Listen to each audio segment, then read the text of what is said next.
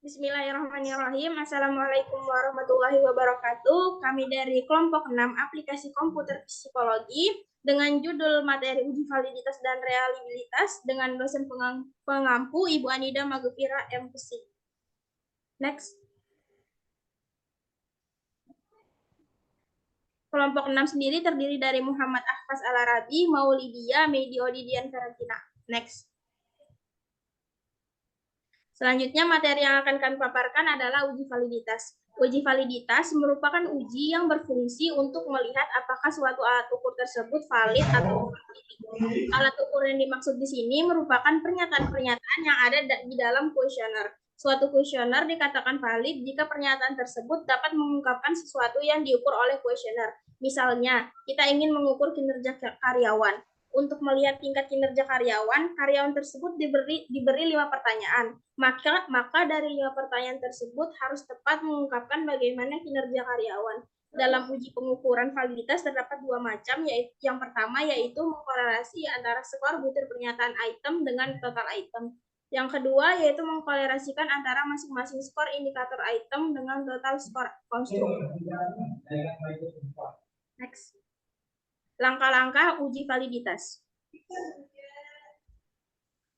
Pada kuesioner kali ini yaitu kuesioner keaktifan mengerjakan pekerjaan rumah mata pelajaran pendidikan agama Islam.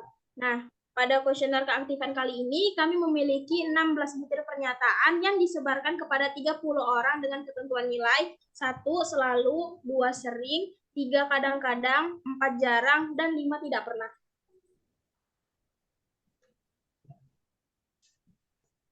Next.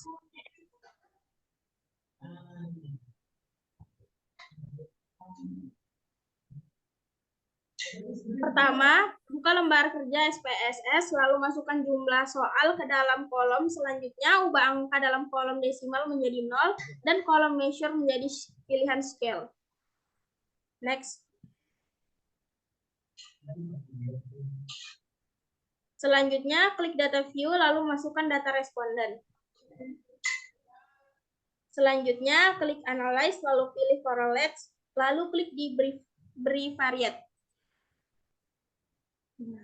Selanjutnya, pada butiran soal di kotak variabel sebelah kanan, lalu centang person dan klik OK. Next. Maka hasil uji validitas akan keluar seperti tabel di bawah ini. Selanjutnya akan dilanjutkan oleh teman saya. Setelah dilakukan uji validitas, maka akan keluar nilai dari setiap butiran soal. Maka akan terlihat mana soal yang valid dan tidak valid.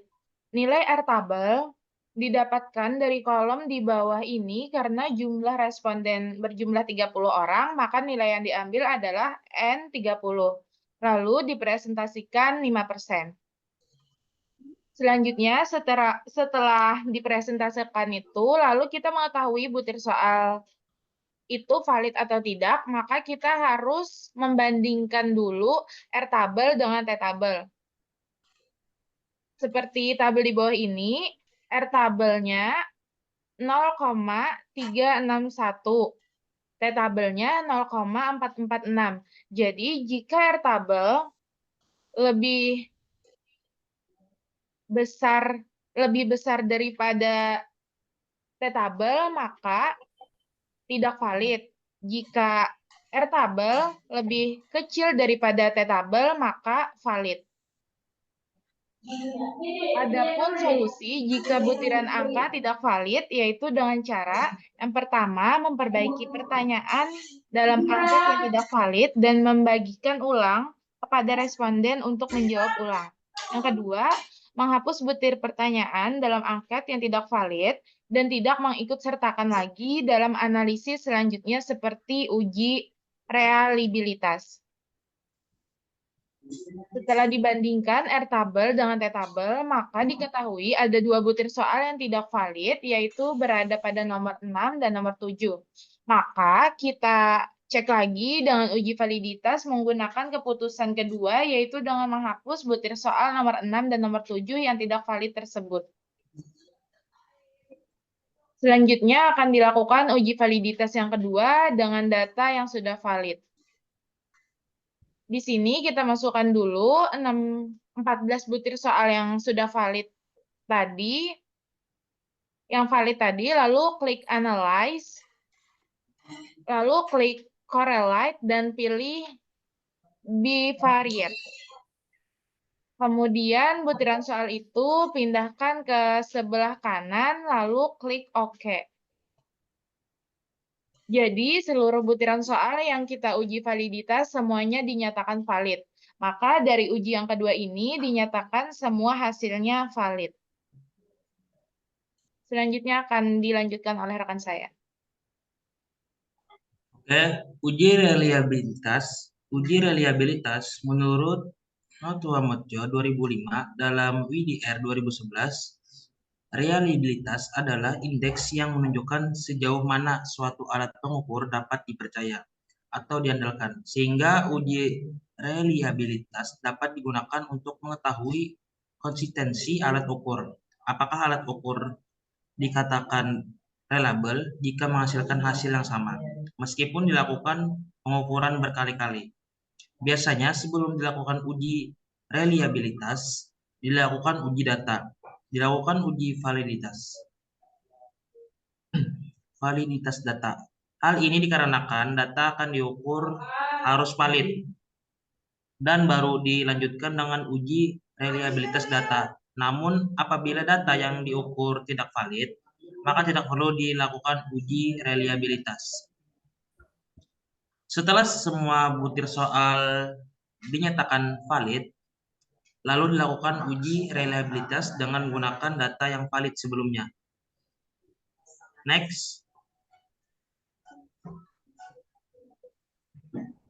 Lalu klik set scale dan pilih reliability analysis. Next. Selanjutnya pindah butiran soal ke kotak variabel sebelah kiri. Lalu klik statistik. Selanjutnya klik scale item delete dan klik continue. Maka akan keluar nilai dari hasil uji reliabilitas.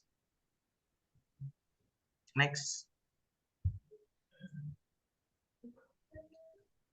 Jadi setelah dilakukan uji reliabilitas variabel, keaktifan mengerjakan pekerjaan rumah dinyatakan reliabilitas karena nilai alfa lebih besar daripada R table. Sekian presentasi dari kelompok 6. Saya kembalikan ke moderator.